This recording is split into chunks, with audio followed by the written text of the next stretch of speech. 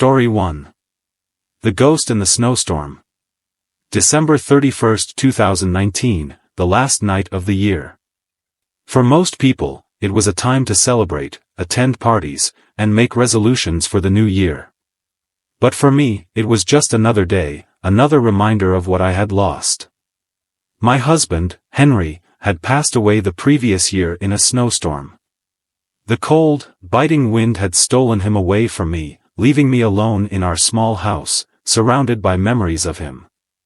I had tried to keep going, to pretend that life would get easier, but each day felt like I was walking through a thick fog that I couldn't escape. We had always spent our winters visiting my family in the outskirts of New York, where they lived in a quaint house surrounded by dense woods, a place where we could escape the chaos of life. That house had always been my sanctuary, the warmth of my family's presence wrapping around me like a comforting blanket. But now, after his death, I couldn't bear to be there. I was trapped in a house that seemed to grow colder by the day, and the silence felt suffocating. That night, as the wind howled outside, a fierce snowstorm raged through the area, shaking the windows and rattling the walls. It felt like the storm was alive, clawing at the house with icy fingers. I sat in my bedroom, nursing a cup of tea, trying to ignore the overwhelming sense of loneliness that crept over me like the chill in the air. I stared at the empty chair where Henry used to sit, and I could almost feel his presence beside me. Suddenly, there was a noise. A soft creak, like a door slowly opening. My breath caught in my throat, my heart pounding in my chest. I was sure I had locked every door before retreating to my bedroom. I got up slowly, my legs heavy with dread, and tiptoed to the door. The wind was howling louder now, but over that, I could hear something else. Something faint, like footsteps. The floorboards groaned beneath them. I froze, straining to listen. Was someone in the house? I opened the bedroom door and peeked down the dark hallway, my breath shallow. The house felt colder than ever before, the air thick with an unsettling stillness. I waited, holding my breath, every nerve in my body alert. The sound stopped. I convinced myself it was just the wind, or maybe the house settling. I tried to dismiss it, but my body refused to let go of the unease.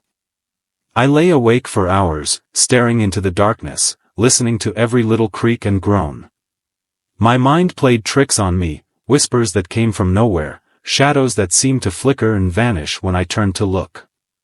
In the morning, I went downstairs to find everything as I had left it. The door was locked, the house still and silent. But something was off. Something I couldn't explain. I tried to convince myself I was just being paranoid, that it was the grief making me jumpy, but deep down, I knew something wasn't right. I packed up quickly and drove to my mother's house, desperate to escape the weight of the house. The journey was uneventful, but as I neared her home, the familiar road seemed different, almost foreign. The trees lining the path stood like dark sentinels, casting long shadows across the road. I couldn't shake the feeling that I was being watched. When I arrived, it was late, and the house was as warm and welcoming as always. But the sense of unease followed me. The next day, as I made my way back to my home, the weather had worsened. Snow fell in thick, swirling sheets, blurring the road ahead. I didn't notice him at first. But then, just ahead of me, standing in the midst of the dense woods, was a man. He was tall, dressed in a dark hoodie, his face obscured by the shadow of the hood. He didn't move. He didn't speak. He just stood there, watching me. I felt a chill run down my spine as I stopped in my tracks. My breath caught in my throat. "Hello?" I called out, my voice trembling. The words felt weak, almost insignificant in the face of his silent gaze. I waited, but he didn't respond. I took a hesitant step forward, and then another, but he remained motionless, his dark eyes locked on mine. There was something disturbingly familiar about him, something that tugged at my memory, but I couldn't place it. He turned then, slowly, deliberately, and began to walk away into the trees, disappearing into the darkness. I stood frozen, my heart hammering in my chest. Who was he? Why did he look so familiar? I couldn't shake the feeling that I had seen him before. I rushed the rest of the way to my mother's house, trying to push the encounter from my mind, but it lingered like a shadow. I couldn't sleep that night, haunted by the image of the man in the woods. The next morning, I packed up and headed back to my house, still unable to forget the feeling that something was terribly wrong. When I arrived back home, I felt a wave of dread wash over me. The house was quieter than usual, and the air felt heavier. As I stepped inside, I immediately noticed something was out of place. A chair had been moved in the living room. The way it was tilted, just slightly, unnatural. My heart skipped a beat. I rushed through the house, checking everything, locks, windows, doors. Everything was intact, but the feeling of being watched had returned, stronger than ever. I told myself it was just my imagination, but deep down, I knew it wasn't. That night, I lay in bed, staring at the ceiling, listening to the storm rage outside. Then I heard it, a faint knock, soft but distinct, coming from downstairs. I froze, my pulse quickening. I lay still for a moment, straining my ears. The knock came again, louder this time, almost urgent. It sounded like it was coming from the front door. Slowly, I got out of bed, my legs trembling. I grabbed the flashlight from the bedside table and crept down the stairs. My heart was racing, each step feeling like it took an eternity. I reached the bottom of the stairs and stood in the dark living room, the beam of my flashlight cutting through the blackness. There was no one there. But as I turned to go back upstairs, I felt it, the unmistakable sensation of being watched. I spun around, my flashlight landing on the man. He was standing in the doorway, his face pale and emotionless. His eyes locked onto mine, and for a moment, I thought I saw a flicker of recognition, of something I couldn't explain. But then it hit me. This was the same man. The man from the woods. But now, his face wasn't just shadowed. It was deathly pale, like the color had been drained from his skin. His eyes were hollow, and there was an eerie, unnatural stillness in the air around him. I tried to speak, but no words came out. My body refused to move, my breath caught in my throat. His lips parted, but the words that followed were not his own. They were the words of Henry. "Don't be afraid," they whispered. My knees buckled beneath me as I collapsed to the floor, the room spinning around me. The last thing I heard before everything went black was a soft, chilling laugh. When I awoke, the sunlight streamed through the window, but the oppressive silence remained. The house was unchanged, everything exactly as I had left it. I checked every corner, every room, but there was no sign of the man. No evidence that anything had happened. But the unease, oh, the unease, that never left. The questions lingered, unanswered. What had happened? Was he truly gone, or was I just too afraid to face the truth? Would he return? I couldn't stay in the house anymore. I left. And as I sit here, writing this, I can still feel his presence, looming over me, waiting for the moment he'll come back again. And next time, I won't be so lucky. Story 2. The Ghost in the Office Building. On the last day of the year, I had to stay late at the office. New York on New Year's Eve is always buzzing with car horns, cheering crowds, and the occasional party music. But from where I stood, on the 20th floor of a tall skyscraper, everything felt distant. The building was already empty at the end of the day, and now it was even eerily quiet. I was the only one left, buried in paperwork and spreadsheets to finish my work. I had never felt so isolated and lonely. I should have been celebrating with friends, or at least sitting at home with a glass of wine, watching the ball drop on the screen. But for me, work was the most important thing. As the financial manager of a medium-sized company, I always had to prioritize my job above everything else.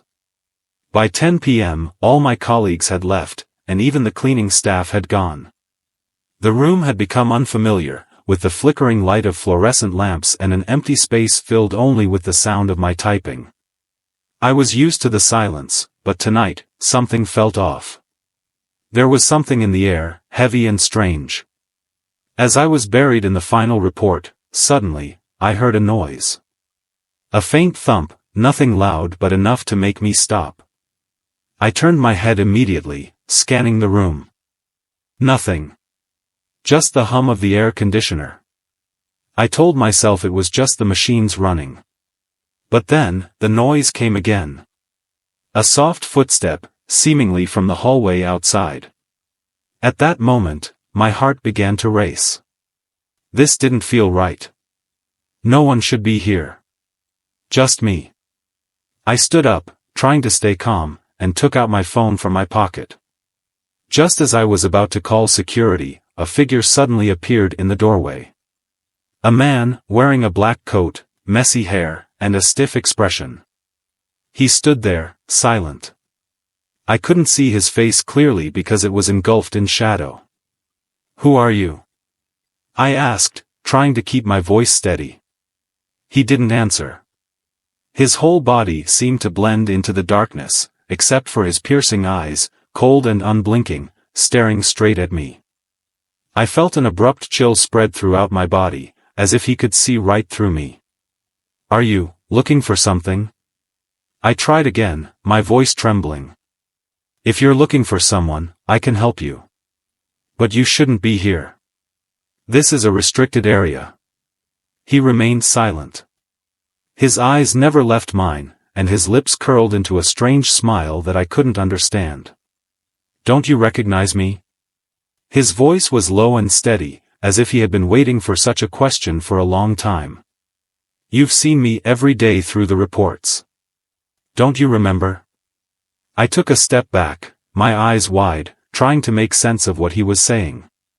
Who are you?" He slowly stepped into the room, his gaze unwavering.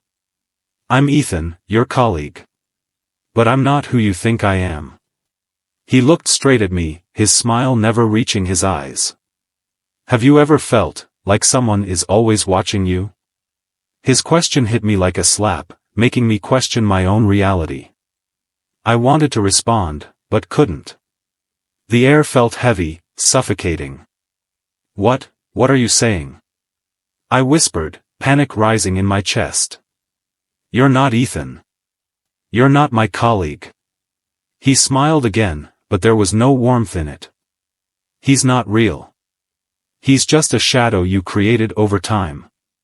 He stepped closer, his eyes sharp as daggers. "And you will never escape that shadow." The cold in the room thickened, and I felt the air freeze around me. He moved closer, his footsteps echoing on the cold tile floor. What's happening?" I whispered, confused and terrified. "What are you talking about? You're not Ethan. You're not my colleague." He laughed, but it wasn't warm. "He's not real. He's just a ghost, a shadow born from your neglect." He took another step forward. "He's been watching you, not from the office, but from deep inside your mind. And now, he's getting closer. You can't run away." My heart pounded in my chest, and I turned to run down the hall, but as soon as I reached the door, I heard his footsteps behind me, so close that I could feel his cold breath on the back of my neck. He stood right behind me, just a step away, and spoke one last sentence, echoing in my mind like a curse: "We will meet again, and next time, you'll know who I am." The elevator doors wouldn't open. I rushed back, but when I saw him again in the dark hallway, I didn't know if I would ever be able to escape. The building seemed to swallow me whole, dragging me into an endless darkness, and I didn't know how many more times I would have to face him. Story 3. The Stranger in the Snowstorm. The winter in the mountains always has something cold, gloomy, and lonely about it. We live in an old house isolated from the rest of the world, 3 miles away from the nearest town, and this winter was particularly harsh. The snowstorm was fierce, the sky as dark as ink, and my brother, sister, and I sat in the living room, trying to forget the chill of the season. My mother was busy in the kitchen, trying to create a warm atmosphere for the family. But that warmth was soon shattered by an unexpected knock at the door.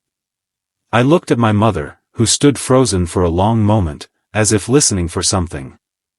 "Who is it?" she called out. "It's probably someone lost in the storm," I said, but the worry in my mother's voice made me uneasy. She walked to the door, opened it just a crack, and saw a man standing outside. His hair was disheveled, his coat filthy, and his eyes drenched in sweat. He seemed to have been struggling outside for a long time. "Hello, I need help. My car broke down. Could I come in to get out of the storm for a bit?" The man spoke in a hoarse voice, as if he had completely drained his energy. My mother hesitated for a moment but then opened the door. "Be careful, it's really cold out there," she said, but her eyes betrayed her concern. The man stepped inside, shutting the door behind him, and stood silently for a long moment. My mother led him to the living room and told him to sit down, while my brother and I sat at a distance, eyeing him suspiciously. "Thank you for helping," the man said, his smile not reassuring but rather unsettling. "This storm, it's truly fierce." "Yes, winters here are always like that," my mother replied before heading back to the kitchen. My brother and I remained silent, but I couldn't shake the strange feeling as I looked into the man's eyes. They glowed unnaturally in the darkness, eerie and hard to understand. We didn't leave him alone for too long. My mother came back with a cup of hot tea and asked him about his situation. "Where are you from? What brings you through here during a storm like this?" The man looked up, his gaze meeting my mother's. I'm not sure where I'm from. It's been so long since I've been home. I just need to find shelter. This storm, it's not just snow, is it?" "What do you mean?" I quickly asked, unable to contain my curiosity. The man fell silent for a moment, then chuckled softly. "Don't you feel it? There's something heavy in the air. And the darkness out there, it's not just night." His voice was deep and unnerving, sending a chill down my spine. My brother also began to feel uncomfortable, but no one dared speak. The atmosphere in the room grew suffocating, oppressive.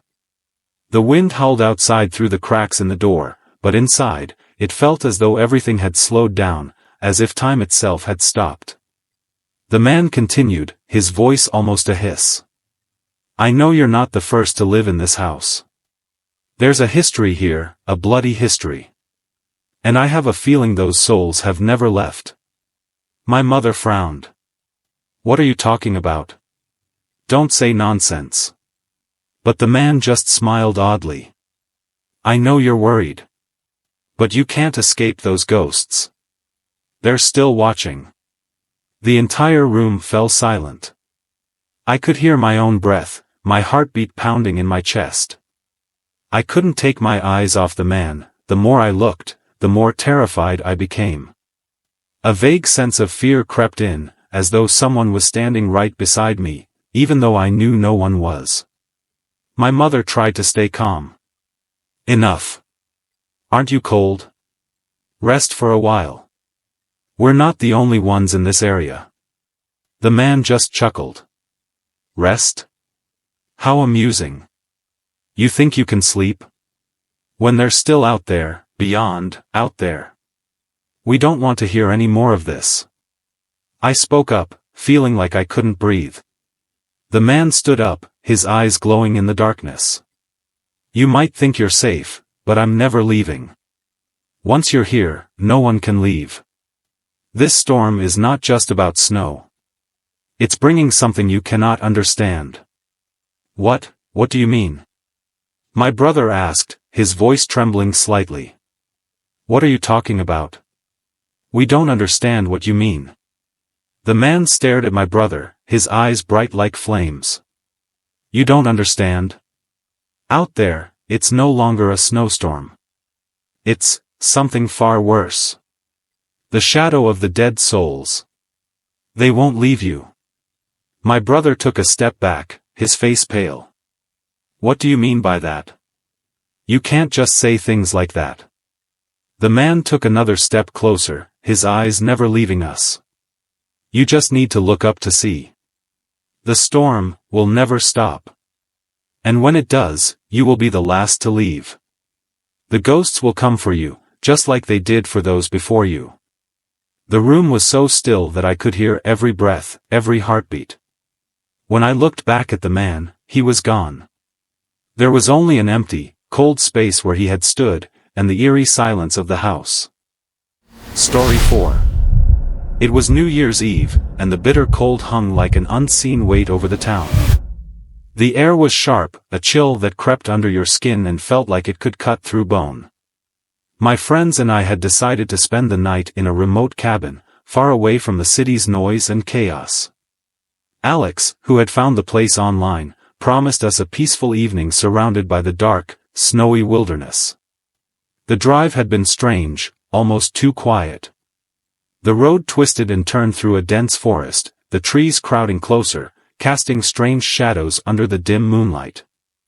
I didn't say anything, but I felt a weight in my chest, a nagging feeling that something wasn't right. When we arrived, the cabin loomed in front of us, too still, too perfect in its isolation. It looked old, weathered, but there was a charm to it, if only just. Alex grinned, oblivious to my hesitation, and waved us inside. Come on, it's just a house in the woods, nothing to worry about.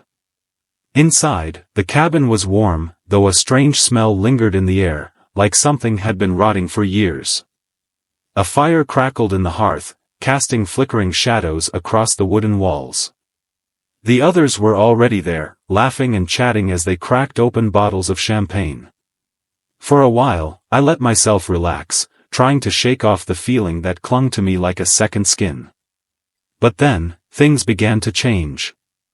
It started subtly. The fire would dim and then brighten without explanation.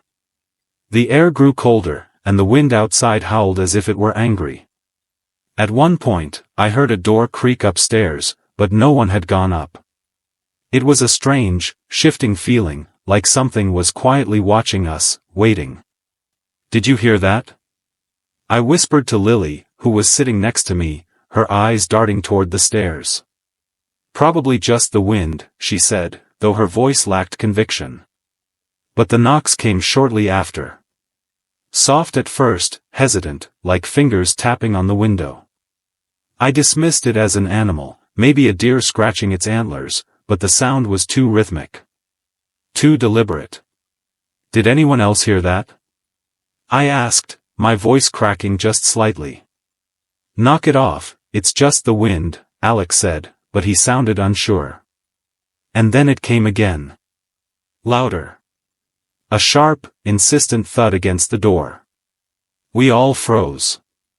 The air in the room shifted, thickening with something dark. Without waiting for anyone else, Alex stood up, grabbed a flashlight from the table, and walked toward the door. I'll check it out, he muttered. Alex, wait, I said, grabbing his arm. We should just leave. This doesn't feel right. Alex laughed uneasily, brushing me off. It's fine, don't be such a coward. It's probably just a bear or something. The rest of us exchanged uneasy glances as Alex opened the door. The wind hit us with a violent gust, and the trees outside swayed ominously. Alex stepped onto the porch, flashlight sweeping across the snow-covered ground. There was no one there. He turned back to us, his face pale under the cold light.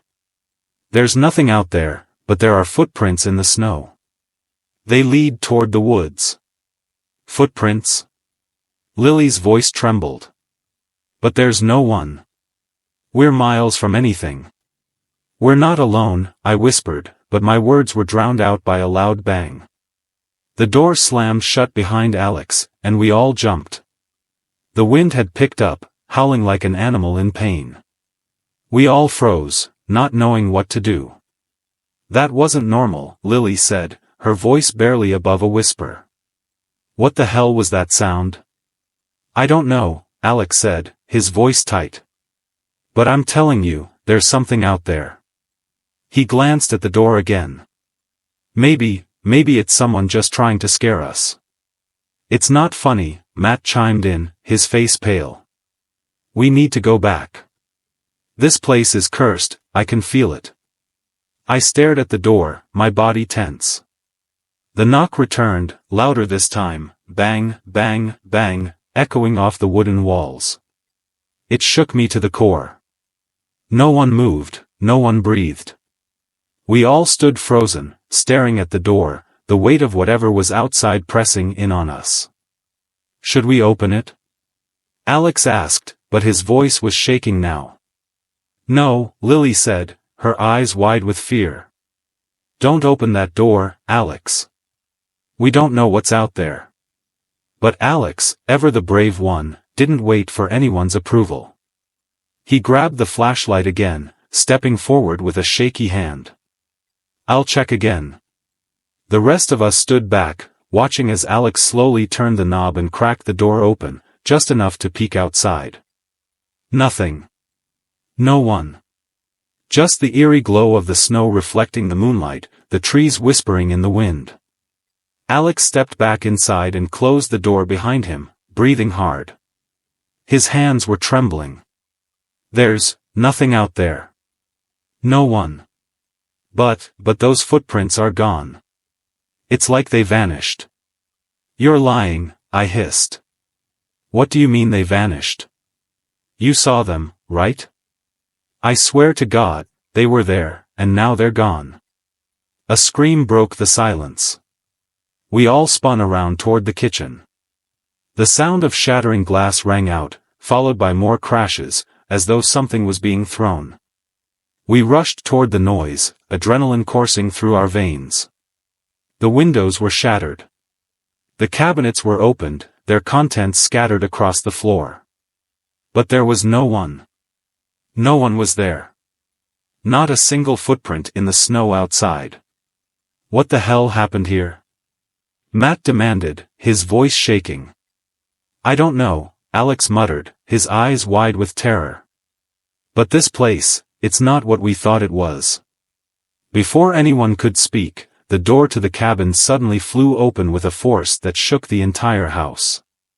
The wind roared inside, extinguishing the fire in the hearth and knocking over the candles. The room plunged into darkness.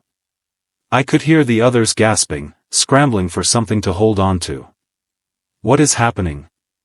Lily screamed, but the sound was almost drowned out by the howling wind. And then I saw it. A figure, dark and shadowy, standing in the doorway. It was tall, too tall, and its features blurred, indistinct, just a shape against the swirling snow outside. Its eyes. I could feel them on me, though I couldn't see them. "We need to run," I whispered. Lily turned to the door, her face pale. "What are we doing, just standing here?" But before anyone could move, the figure stepped forward. The door slammed shut with a deafening crash, trapping us inside. The air grew thick, heavy, as if the very room was closing in on us. The floor beneath our feet seemed to shift, like something was moving under the house. The figure didn't speak. It didn't move, except for one thing, its eyes, glowing faintly in the dark, locked onto mine. "We can't outrun it," Alex murmured, his voice low, fearful. "We should have never come here." Suddenly, the laughter erupted. Low, guttural, echoing through the room. But it wasn't from any of us. "It's coming," I whispered, but my voice was drowned by the inhuman laughter. We bolted. We didn't care about our coats or anything else. We ran into the snowstorm, our feet slipping on the ice, the cold biting into our skin like needles. The laughter followed, faint but persistent. It grew louder as we stumbled through the forest, until it was all we could hear. We didn't stop running until we reached the cars. We piled in without a word, speeding away through the snow, not daring to look back. But the laughter, it didn't stop. Not even when we reached the road. Story 5. It was a frigid night, far colder than usual for November. The small gas station on the outskirts of town was as quiet as a graveyard, nestled between empty fields that stretched to the horizon. I was working the late shift, a shift no one else wanted, but the extra pay made it worth it. I wasn't thrilled to be there alone, but the place usually felt safe, old, worn out even, but safe. The lights above buzzed and flickered intermittently, casting an eerie, uneven glow on the counter. The gas station felt more like a forgotten relic from the past, with peeling paint on the walls and dusty shelves stocked with outdated snacks. I opened a book to pass the time, but the silence was thick, almost oppressive. Outside, the snow swirled around in the wind, casting long shadows across the parking lot. Around 9 p.m., the first call came through on the landline. Startled, I set my book down and picked up the receiver. It was odd, no one ever called the station. Only the manager called sometimes, and even that was rare. "Hello?" I said, trying to keep my voice steady. There was a long pause before a low, raspy whisper echoed through the line. "Do you know what happens at midnight?" The voice wasn't clear, like it was coming from far away, or maybe from somewhere inside my own mind. A chill ran down my spine. "Who is this?" I asked, my voice trembling. The line went dead before I could say another word. I sat back, puzzled. A prank, maybe? I dismissed it, but my nerves were on edge. I checked the security cameras. The lot was empty, except for the swirling snow. Then, just as I was beginning to settle down, the phone rang again, this time, louder, more insistent. I picked it up cautiously. "It's almost time," the voice said, slower this time, drawing each word out like it was savoring it. "What do you mean?" I asked, a knot tightening in my stomach. The voice didn't answer. It simply whispered, "You'll see," before hanging up. I rushed to double-check the doors and windows. The snow was heavier now, the wind howling outside. I could feel a sense of dread creeping in, but I told myself it was just a prank, nothing more. Still, something didn't sit right. At 11 p.m., the phone rang again. "Do you know what happens at midnight?" it asked again, this time more forcefully, with a sinister undertone. "No," I replied, throat dry, trying to sound brave. "What happens?" The voice chuckled, low, deep, unsettling. "You'll find out." I slammed the phone down, hoping it would stop, but my cell buzzed almost immediately. I glanced at the screen. Unknown caller. I didn't answer, but the buzzing didn't stop. It kept ringing, over and over. My hands shook as I shoved the phone in my pocket. Suddenly, the lights flickered. The power didn't cut out, but the flickering was enough to make my heart race. I glanced at the cameras again, but this time, something caught my eye. There, on the edge of the parking lot, just out of reach of the lights, was a figure. I blinked, but when I looked again, it was gone. I rubbed my eyes and tried to convince myself it was just the snow playing tricks on me. But deep down, I knew I wasn't alone. At 11:45, the knocking started. It was soft at first, almost like a distant echo. Then, it grew louder, more deliberate, coming from the front door. I froze, listening intently. There it was again, a slow, rhythmic knock. My heart thudded in my chest. I crept over to the counter and peeked out. A figure stood just beyond the glass door, their face hidden by a dark hood. They didn't move, didn't try to open the door. They just stood there, knocking. "Go away!" I shouted, my voice breaking. The knocking stopped. For a moment, I thought they had left. But then, I heard it again, this time from the side window. The figure had moved. They tapped on the glass, slow and deliberate, their shadow a dark silhouette against the frosted window. I grabbed the nearest thing I could find, a baseball bat, and shouted again, "I'm calling the police." The figure didn't react. They just stood there, tapping. The silence was deafening. I hesitated, my mind racing. Should I open the door? Should I confront them? My fingers tightened around the bat. Suddenly, the voice from the phone rang out in my head, repeating, "It's almost time." I shivered, realizing the knocking wasn't just random. It was deliberate, part of something planned, something beyond my understanding. "Who are you?" I called out through the glass, my voice trembling. The figure didn't respond. They just stood there, motionless, their hands still tapping. I tried again. "What do you want from me?" This time, a soft whisper answered, barely audible, but it sent chills down my spine. "We're waiting for you." My breath hitched. Who were they? And what did they want? As if answering my unspoken question, the figure's silhouette began to shift. They moved, but not like a normal person, slow, jerky, like they were gliding across the frozen ground rather than walking. The air grew colder. My breath puffed out in visible clouds. Then, a voice, clearer now, came from the other side of the glass. "You shouldn't have come here." I stepped back, my heart racing, the flashlight trembling in my hands. "What do you mean?" I whispered, almost to myself. "You're the one we've been waiting for," the voice continued, deep and echoing as if it came from a place far deeper than the person outside. The lights flickered again, and for a split second, the station was plunged into complete darkness. My heartbeat pounded in my ears, and when the lights flickered back on, the figure was gone. I waited for what felt like an eternity. My hands were clammy, my legs frozen in place, but I couldn't move. The silence was thick, unbearable. Then, as if on cue, the phone rang once more, louder than ever. I jumped, my pulse racing. I picked it up with shaking hands. "Do you see it now?" the voice on the other end asked, its tone filled with dark amusement.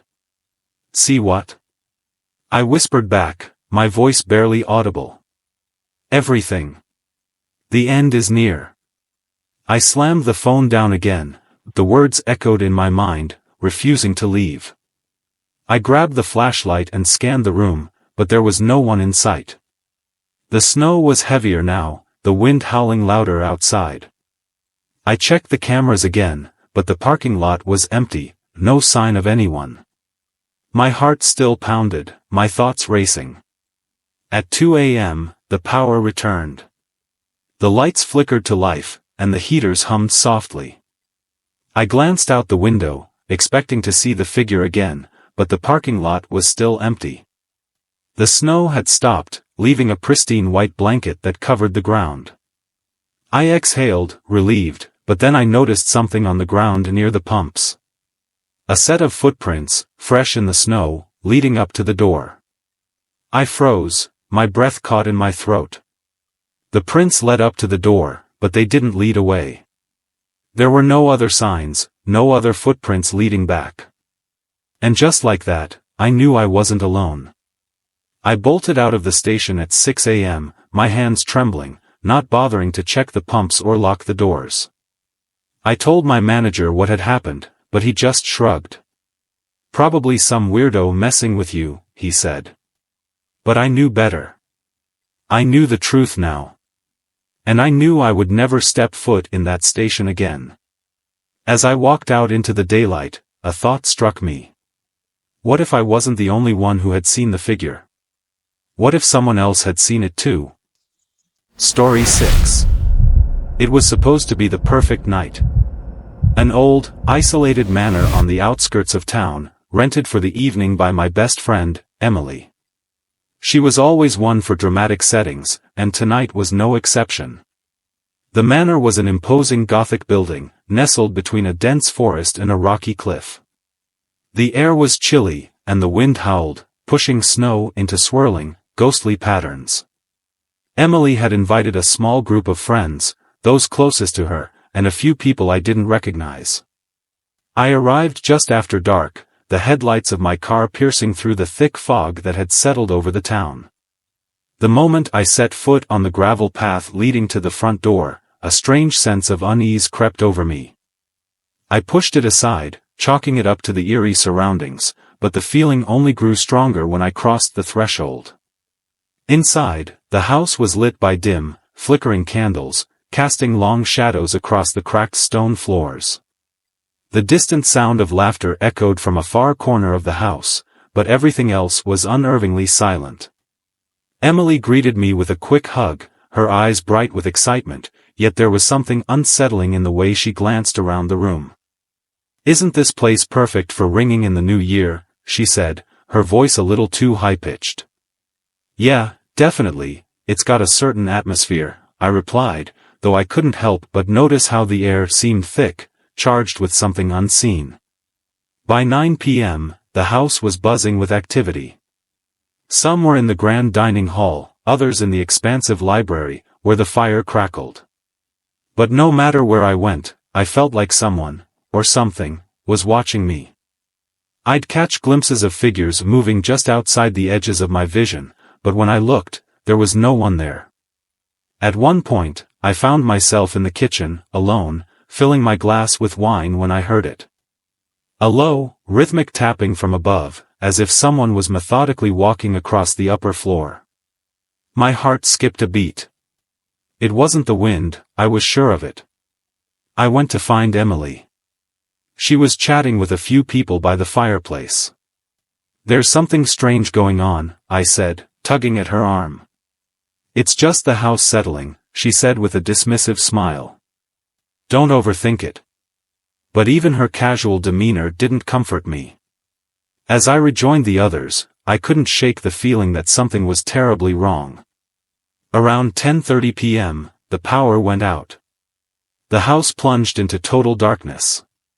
A few screams rang out in surprise, but the group quickly fumbled for flashlights and phones. Emily insisted it was just a fuse, but I could sense the tension in the air. Then, the tapping started again, this time coming from the direction of the front door. Emily frowned. "Who's messing around?" One of the guests, a guy I'd never seen before, stood up nervously. "Shouldn't we check it out?" "No," Emily said, her voice suddenly sharp. "It's probably just a prank." But the knocking continued, louder and more insistent, until it seemed to vibrate through the walls. With a hesitant glance toward the door, Emily walked over and opened it, revealing only the darkness of the front porch, the wind howling, and the swirling snow. No one was there. "It's nothing," she said, stepping back inside, but the unease among the guests had become palpable. By 11 p.m., the knocking had become a pounding, relentless, furious, as if something was trying to break in. We all gathered near the back door, where Emily grabbed a flashlight. Her face was pale now, her usual confidence gone. When we opened the door, there was no one there either. But we noticed something chilling: handprints, smeared and wet, pressed against the glass from the outside, as if someone had been watching us from the other side. Panic set in, and some guests tried to leave, only to find their cars buried under fresh snow. It wasn't possible. Just an hour ago, there had been no snow on the ground. The clock ticked toward midnight, and we all gathered in the main hall, the house feeling even more oppressive in the cold, dim light. The sounds from outside had stopped, but the feeling of being trapped grew heavier with each passing minute. At 11:55, the knocking came again, this time from upstairs. It was slow, deliberate, almost like footsteps pacing across the upper floor. But then, we heard the whispers. Faint at first, like voices carried on the wind, then growing louder, more urgent. We huddled together, too terrified to move as the noises came closer. The whispers turned into guttural growls, and the knocking became pounding, as if something was searching for us. But at midnight, the clock struck, and everything went silent. Then, a scream, a blood-curdling, tortured scream, echoed from the second floor. It was joined by others, more distorted and terrifying than any human scream could ever sound. The noise was deafening. In a panic, Emily grabbed my arm. "We need to get out of here." We ran, stumbling through the hall, but the house seemed endless, as if the rooms stretched on forever. We finally reached the kitchen, where we hid, trembling in the pantry, listening to the screams that echoed through the walls. The minutes dragged on, the cold sinking into my bones, until the screams stopped. The silence was worse than anything I had ever felt. We stayed hidden for what felt like hours before we dared to step out. When we did, the house was eerily quiet. The front door was wide open, snow piling inside. The others were gone, no trace, no footprints, no belongings. It was as if they had vanished into thin air. We left without looking back, walking for miles through the snow until we found a passing car that drove us back to the town. We never spoke of that night again. To this day, I wonder what happened to the others, and whether the house is still waiting, still watching, still knocking. Story 7. Eve and I reluctantly agreed to house sit for my sister, who had left for a lavish event downtown with her husband. Their house stood isolated on the outskirts of the city, an imposing modern structure nestled between towering trees. The air outside was crisp, and the roads were deserted, a stark contrast to the bustling city center. I thought it would be a perfect evening to unwind, indulge in snacks, and perhaps watch a few movies in peace. It was a quiet house, warm from the flickering fire in the living room.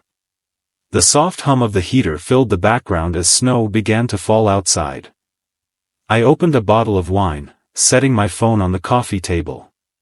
For the first few hours, the night was normal, almost serene. But at precisely 9 p.m., the phone rang. The shrill tone broke the calm. I frowned, glancing at the screen. An unknown number flashed, and I hesitated before picking it up. "Hello?" I said, expecting it to be a wrong number or a prank call. The line crackled. Then, a voice, faint but distinct, whispered, 7 hours left.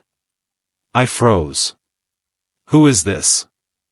I demanded, but there was only static before the call abruptly ended. I stared at the phone, my heart thumping loudly in my chest. That voice. It sounded so cold, so distant, yet somehow, it felt impossibly close. My gaze shifted nervously toward the dark hallway, my senses heightened, but there was nothing. Eve was in the kitchen, humming softly as she prepared some snacks. I stood up, a chill creeping over me. "Eve," I called out, my voice shaking. "Did you hear that?" She poked her head out, giving me a puzzled look. "Hear what?" I showed her the phone. The call. Someone just. Before I could finish, the phone rang again. This time, the voice was clearer, deeper. 6 hours left. I dropped the phone, a chill running down my spine. "Eve, something's wrong. Something's off about this place." Eve rolled her eyes, a playful smile on her lips. "It's just a prank call, relax." She shrugged, turning back to the kitchen. But the unease was gnawing at me. I glanced at the windows, at the darkening sky outside. It was as if the night had suddenly become too still, too heavy. Just then, the phone rang a third time. My hands trembled as I picked it up, almost expecting to hear the same voice again. 5 hours left. I slammed the phone down. No more. I can't take this. Eve walked into the living room, a bowl of popcorn in her hands. "What is it now?" "I swear, you're overthinking this." "I need to call the police," I said, standing up, panic creeping into my voice. This is something weird." I dialed the number, trying to steady my breathing, but when I reached the officer, his tone was dismissive. "Ma'am, it sounds like a prank. Just block the number. If anything strange happens, call us again, all right?" "That's it? You're not taking this seriously?" I asked, frustration bleeding into my voice. "You're probably just stressed, but keep an eye out for anything suspicious. We'll be here if you need us." I hung up, shaking my head. The clock ticked closer to midnight, but instead of feeling excitement, a deep dread settled in my chest. I glanced at Eve, trying to convince myself that it was just a prank, but her face was pale now, her eyes darting nervously toward the darkened windows. What if it's not just a prank? I muttered. What if it's someone, trying to... Before I could finish, the lights flickered, and the phone rang again. I picked it up without thinking. Stop. Who is this? My voice was louder than I intended, but I was too scared to care. A slow breath, almost like a sigh, echoed through the phone before the voice returned, calm as ever. 4 hours left. I felt a cold shiver slide down my spine, the air growing colder, denser. I shot a look at Eve. Her eyes were wide now, her hand trembling as she clutched the popcorn bowl. Why are they counting down? She whispered, voice barely audible. I don't know, I replied, stepping toward the window. But it feels like something's coming. The wind outside had picked up, rattling the windows, and the shadows in the house seemed to grow longer, darker. There was an unnatural stillness in the air that sent goosebumps prickling over my skin. I checked the locks on all the doors again, feeling the weight of each click as I turned the knobs. At exactly 11:59 p.m., the phone rang again. No more, I whispered, my heart hammering in my chest. I can't answer it. I just can't. But Eve was already moving toward it. What if it's something important? I grabbed her arm, stopping her. We've already answered enough. This is no coincidence, Eve. We need to get out of here. She shook her head, her face pale, her breath shallow. No, we can't leave. The doors, they're locked. The snow. I turned, confused. What do you mean, the snow? Eve's face twisted in terror as she pointed toward the back door. Look outside. I rushed over to the window, pulling back the curtains. Snow. But not just any snow, it was piled up around the door, and it wasn't just the yard. The driveway, the entire perimeter of the house. It was as though the snow had pushed in, blocking our exit. I ran to the door, pulling on the handle, but it was stuck. No matter how much I pulled, the door wouldn't budge. Something's wrong, Eve whispered. We need to leave. Now. But as I turned, the power cut out, plunging us into complete darkness. The house was dead silent. The phone, still in my hand, buzzed with an incoming call. I glanced at the screen, it was a private number, again. 3 hours left. I dropped the phone and backed away, but Eve grabbed my arm. Her eyes were wide with panic. What does it mean? What's happening? I don't know. I yelled. My voice cracked with fear. I don't know, Eve. But I feel like we're not alone. Just then, there was a soft scraping sound, faint but unmistakable. It came from upstairs. What was that? Eve whispered, her voice barely a breath. I didn't answer. I was already moving, taking the flashlight from the counter and gripping it tightly. I climbed the stairs as quietly as I could, my heart in my throat. We reached the top of the stairs. The house was unnervingly still, except for the distant sound of something scraping, dragging across the floor above us. I'm not going up there, Eve whispered. I can't. I nodded, swallowing hard. But we have to. We have no choice. Just then, the phone rang again. I jumped and glanced at it, my body frozen in place. But it wasn't the voice this time. It was the sound of heavy breathing, followed by the faintest whisper, 1 hour left. The countdown was nearing its end. The air in the house thickened, like something was pressing against the walls. As we stood there, too scared to move, the scraping noise from above grew louder, more deliberate. I was certain something was coming down the stairs toward us. Then, at 4:45 a.m., the phone rang one final time. I could barely breathe as I answered it, my hand shaking. A voice, calm and cold, spoke its last words, "It's time." The phone went dead. At that exact moment, the lights flickered back on, and the house felt different. The weight lifted, but only slightly. I turned to Eve. Her face was pale, her eyes wide with confusion, and yet, something had changed. Something deep inside her seemed different. The snow. "It's gone," she whispered, voice distant. She pointed toward the window, but when I looked outside, everything was normal. The driveway was clear, the yard untouched. It was as if nothing had happened. But I knew it had. And as I looked at Eve, I realized that we were no longer alone. The countdown had finished, and whatever was waiting for us had just begun. 2 years have passed since that night. Every New Year's Eve, the phone rings, but I no longer answer. I just wait, wondering when the countdown will begin again, and what will happen when it reaches 0. Story 8. The Forgotten Hall. It was supposed to be a simple gathering. Just a small group of friends celebrating the end of the year at an old manor on the outskirts of town. My colleague, Lucas, assured me it would be a relaxing night, an escape from the chaos of the city. The manor, an abandoned estate built in the late 1800s, had been recently restored and was now available for private events. The location felt perfect for a quiet celebration, surrounded by dense woods and silence, except for the occasional howl of the wind. When I arrived, the atmosphere felt wrong, like something was clinging to the air. The place was stunning, with ivy curling up the stone walls and large, dark windows that reflected the flickering light of the distant fireworks. But something about the manor didn't sit right.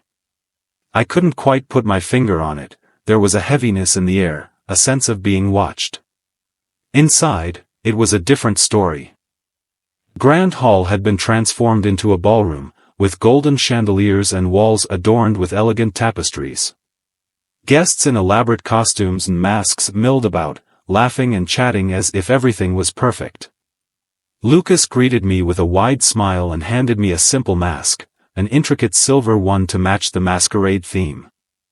I slipped it on, not thinking much of it, and joined the crowd. The first hour passed without incident.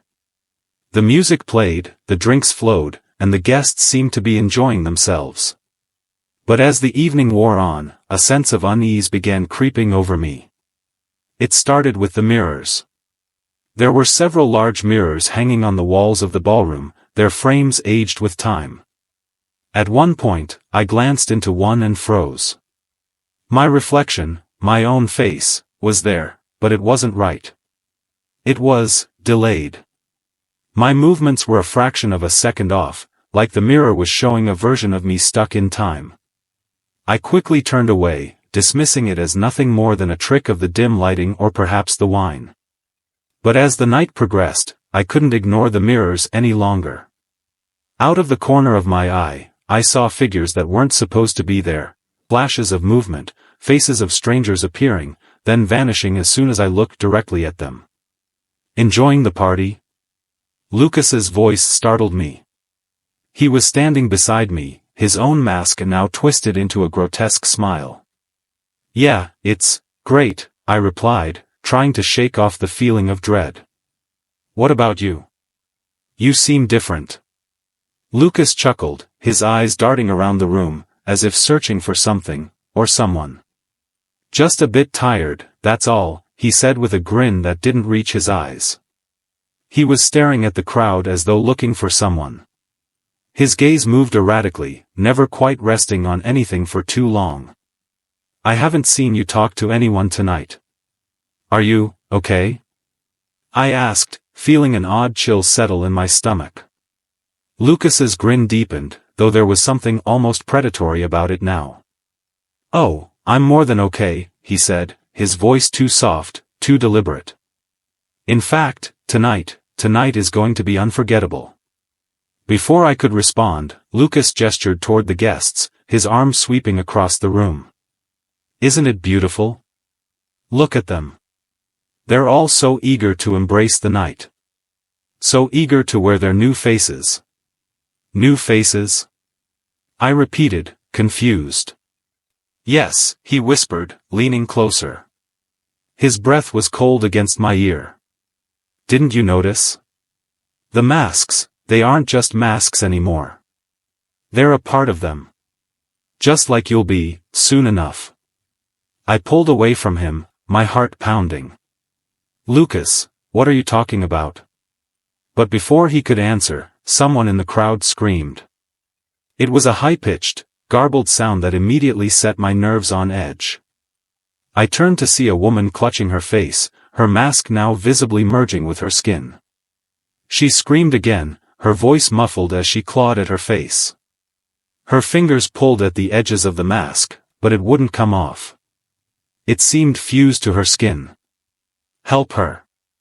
I shouted, but Lucas just stood there, watching with an unsettling calmness. His lips curled into a satisfied smile. Don't worry, he murmured, as if speaking to himself, she's just adapting. Like the rest of us. Adapting? I whispered, my voice cracking. What are you talking about? Suddenly, Lucas's eyes darkened, and he stepped closer. You're starting to understand, aren't you? You always were the curious one, asking questions. Now, you'll learn. You'll learn what it means to become. The masks are just the beginning. I stepped back, horrified. The woman's cries became more frantic as she tugged at her skin, trying to tear away the mask that was now part of her. I wanted to leave, but something in the air made it impossible to move. The room felt suffocating, as if the walls themselves were closing in.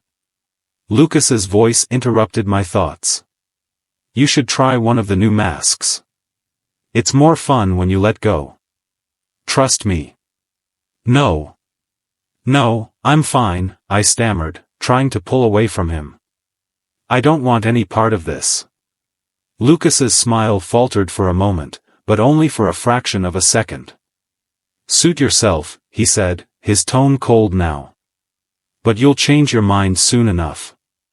Around 10:30, Lucas brought out a box of extra masks, urging everyone to change for fun. Most guests laughed and eagerly switched masks, but when I glanced around the room, I felt a cold shiver run down my spine. The masks, they weren't just masks anymore. They had fused with the skin of the people who wore them, their edges blending seamlessly into their faces, like some kind of grotesque transformation. I watched in horror as a woman adjusted her mask, wincing in pain as it tugged at her skin. She seemed to be in agony, but no one else seemed to notice. I needed to get out. I slipped away from the crowd and made my way down a narrow hallway, hoping to find an exit. The flickering sconces cast strange shadows on the walls, and I felt a chill race up my spine. As I passed one of the mirrors, I froze. The reflection staring back at me was not my own. It was smiling, a wide, unnatural grin that stretched too far across its face. I stepped back, my heart hammering in my chest. The reflection didn't move like I did. It tilted its head, watching me with amusement. Then, it raised a hand and beckoned me closer. I turned and ran. The hallway twisted and stretched unnaturally, as though the very walls were changing. The doors multiplied, appearing out of nowhere.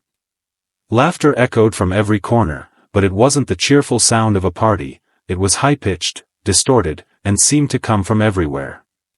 Finally, I reached the back door and yanked it open, bursting into the icy night.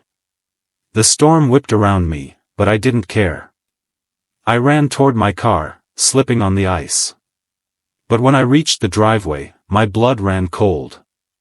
The cars were gone. The driveway was empty. The snow was undisturbed, as if no one had been there at all. Panic gripped me. I looked back at the manor, hoping to see some sign of life. But the windows were dark. The lights inside were gone. The laughter had stopped. Then, one by one, the lights flickered back on. The guests stood in a perfect circle in the main room, their faces obscured by their glowing masks. At the center of the circle stood Lucas, his arms raised in a strange, celebratory pose. He turned slowly, his mask glinting in the firelight. And for a moment, I could have sworn he was looking directly at me. I turned and ran into the woods. I don't remember much after that, just darkness, cold, and the sound of my own breath. When I woke up, I was in my bed.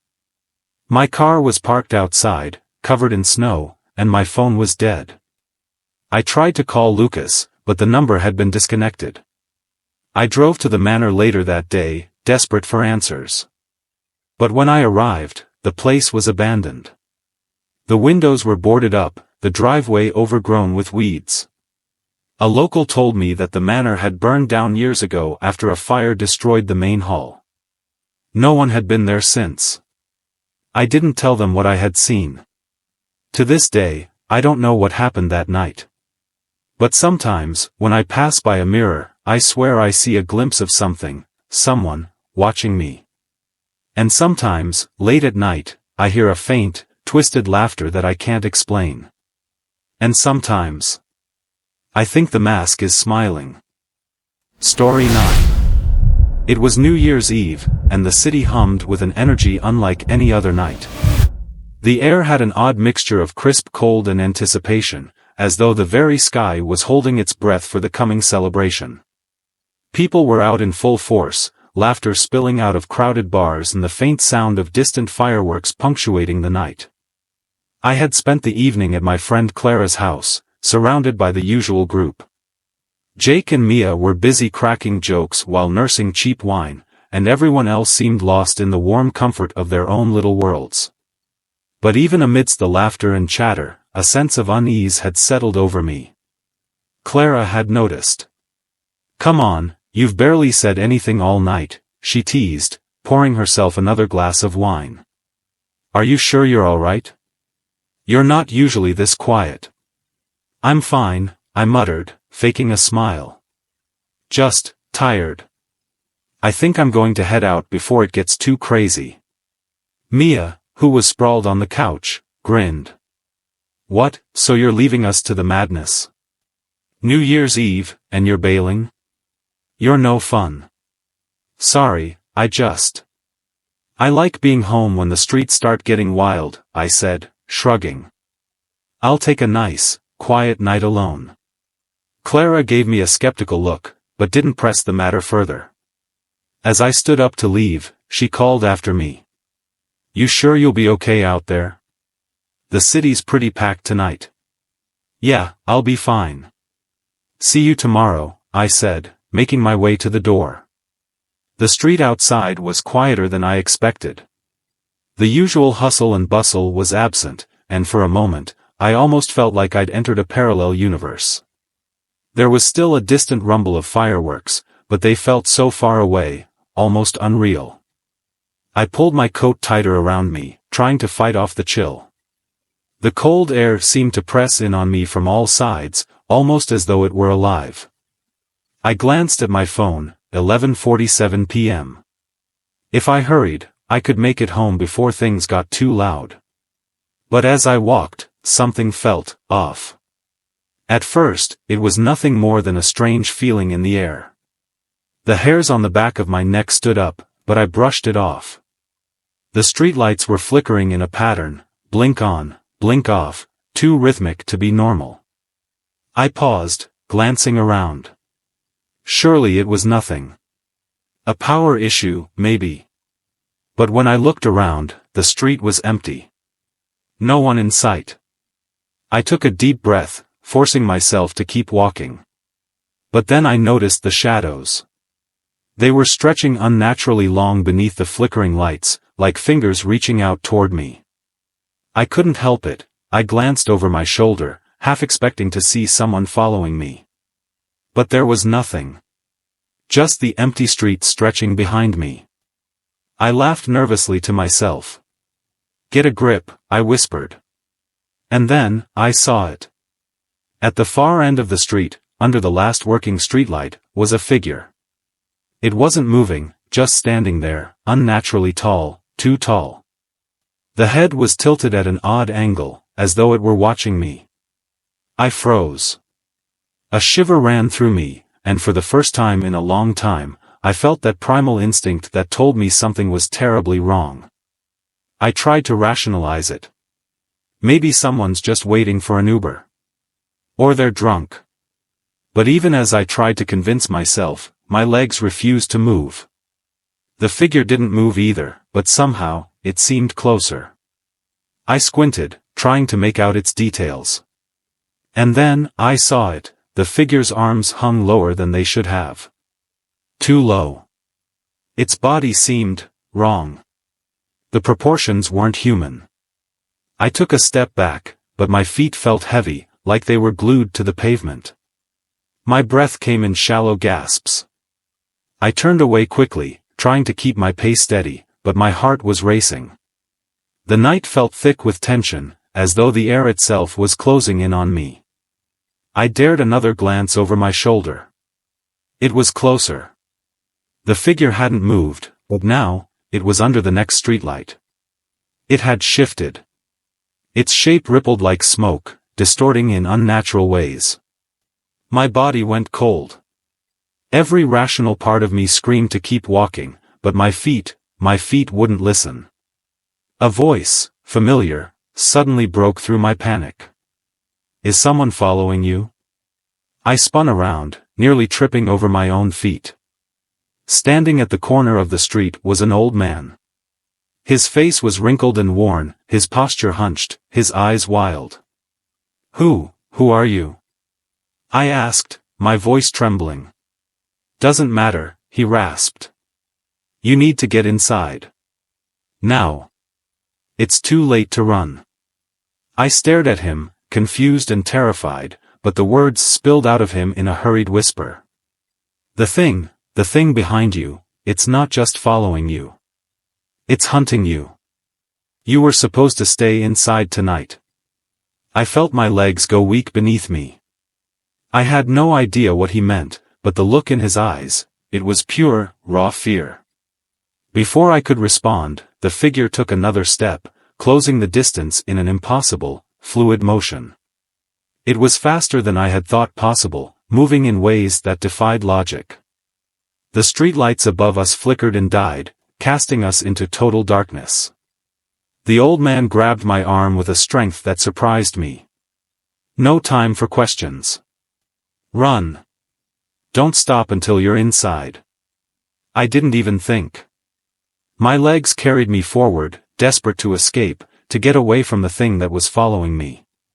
The old man's breath came in frantic gasps behind me, his voice cutting through the silence. Keep going. Keep going. It only gets closer if you stop. I pushed harder, but every step I took, I could feel the presence of it, so close now. The air grew colder, heavier, and I couldn't stop myself from looking back. It was right there. It wasn't running anymore. It wasn't moving at all, standing still under the dim glow of a broken streetlight. But its head was tilted back, its jaw unnaturally wide, as though it were laughing. Not a sound, but the air around it seemed to distort with a low, mocking presence. I stumbled. My foot hit the curb, and I fell to the ground, my heart pounding. The old man screamed. Don't look. Don't look at it. But I couldn't help myself. My gaze was locked onto the figure. And in the brief moment that the distant fireworks lit up the sky, I saw it. It was smiling. Or at least, it tried to. Its face stretched wider, pulling open, revealing rows of jagged, glistening teeth. And those hollow eyes, they weren't empty anymore. They had become pools of blackness, sucking in every shred of light around it. I got up. My legs were trembling, but I forced myself to run, my breaths ragged as the footsteps behind me grew louder. The old man's voice was a distant echo in my mind. Don't stop. Never stop. If you stop, it will take you. I kept running, not daring to look back. I could hear it, still behind me, but I couldn't bring myself to glance over my shoulder. When I reached my apartment, I didn't hesitate. I slammed the door shut behind me, locking it and sliding to the floor in exhaustion. The faint sound of fireworks, mixed with distant cheers, echoed through the walls, but all I could hear now was my own heartbeat pounding in my ears. I didn't sleep that night. And every year, when New Year's Eve comes around, I find myself staying inside, every light blazing. But sometimes, just before the stroke of midnight, when the city goes quiet and the fireworks fade, I hear it again. A whisper. A call. And I wonder, when I step outside next, if it will be waiting. Story 10. The year I turned 13, my mother and I decided to spend New Year's at my aunt's old house, nestled in the woods far from the nearest town. My mom had a habit of making impulsive decisions after a tough time, and after her recent divorce, I guess she thought it might be the perfect escape. But to me, it didn't feel like an escape. It felt like we were running from something. The house was at the end of a long, winding road, surrounded by thick, dark trees that seemed to reach out like twisted hands. The further we went, the quieter everything became, until even the sound of the tires on gravel seemed muffled. By the time we reached the house, the sun was setting, and the snow on the ground shimmered eerily under the dimming sky. The house itself was ancient. The stone walls had that cold, oppressive feeling, and there was something about it that seemed to have absorbed decades of history, none of it good. The floor creaked with every step, and the air had a musty, almost suffocating smell, as if the house itself was alive, breathing with us. Mom, ever the optimist, unpacked a box of New Year's decorations. "It'll be fun," she said, trying to mask the tension in her voice. But I couldn't shake the feeling that something wasn't right. The house felt like it was watching us. The windows were too high, too narrow, and I kept catching glimpses of movement in the corners of my vision, as if the house had a life of its own. That night, we sat down for our festive dinner, frozen dinner trays and cider in plastic cups. It wasn't what I'd imagined for New Year's Eve, but Mom was trying. At midnight, she handed me a sparkler, insisting I go outside and celebrate. I didn't want to, but I didn't argue. I stepped out onto the porch, the cold air biting at my skin, the world completely still, as if even the trees were holding their breath. I lit the sparkler, watching the tiny sparks dance in the dark. That's when I saw it. At the edge of the woods, where the porch light barely reached, something was standing there. It wasn't a person, but it was tall, unnaturally so, and its limbs twisted in ways they shouldn't. The shape was wrong, like a person stretched and warped beyond recognition. My heart froze in my chest as it turned its head slowly toward me. I could feel its eyes on me, even though I couldn't see them. My breath caught in my throat. "Mom!" I gasped, but my voice was too weak to call for help. The sparkler fizzled out, leaving me in complete darkness. Suddenly, the porch door flung open behind me, and Mom's voice broke through the silence. "What's wrong?" she asked, her voice trembling. I turned back toward the woods, but the figure was gone. The trees stood silently, the snow undisturbed. I felt my legs give way as I stumbled back inside. Mom looked at me with concern, but I couldn't find the words to explain what I had seen. She said I was imagining things, that it was just the wind, but I knew what I had felt. The next morning, Mom suggested a walk in the woods. "The fresh air will do you good," she said, but I couldn't shake the feeling that something was waiting for us out there.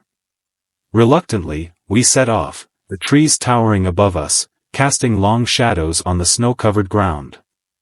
The silence was deafening, broken only by the crunch of our boots in the snow. Then we saw it, a narrow path, unnatural and freshly carved, as though something heavy had been dragged through the snow. My stomach churned. "It's just an animal," Mom said, but her voice lacked conviction. Before I could reply, we heard it. A growl, low and guttural, vibrating through the air. It wasn't an animal, it was something else. My mom grabbed my hand tightly. "We're going back," she said, her voice tight with fear. We hurried back to the cabin, but I could feel it, something was following us. That night, the unease only grew. The house felt colder, the air thicker. The clock ticked down to midnight, and as the radio counted the seconds, there was a knock at the door. Slow, deliberate knocks, each one heavier than the last. Mom froze. Who could that be? She whispered. Don't open it, I whispered back, my voice barely audible. But then the knocking stopped, replaced by the sound of something circling the house. The snow outside crunched, and the air grew heavier. Suddenly, the radio crackled, replaced by a distorted voice, whispering words I couldn't understand. The lights flickered. The fire in the hearth sputtered and died. I felt the temperature drop, as if the very air in the room had turned to ice. The knocking began again, this time from the back door. We didn't open it. We couldn't. At first light, we left. We didn't say goodbye to Aunt Sarah's house. We didn't even look back. As we drove away, my mother tried to reassure me, saying it was all in my head. But I knew what I had felt. What we had both felt.